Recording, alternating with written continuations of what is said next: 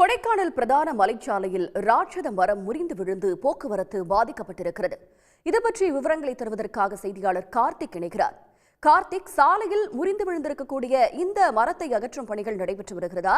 இதனால எவ்வளவு தூரத்திற்கு போக்குவரத்து நெரிசல் காணப்படுகிறது? அங்க என்ன சூழல்?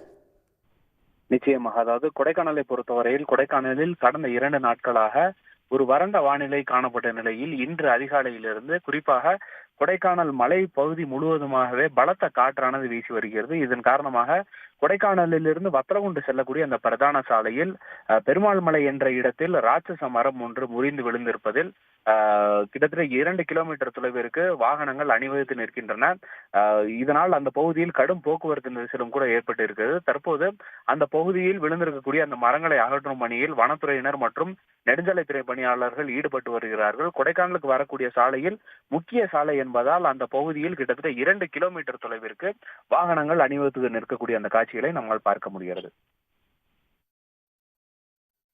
தங்களுடைய விவரங்களுக்கு நன்றி கார்த்திக். உடனுக்குடன் செய்திகளை தெரிந்து கொள்ள சன் நியூஸ் பெல் ஐகானை கிளிக் பண்ணுங்க.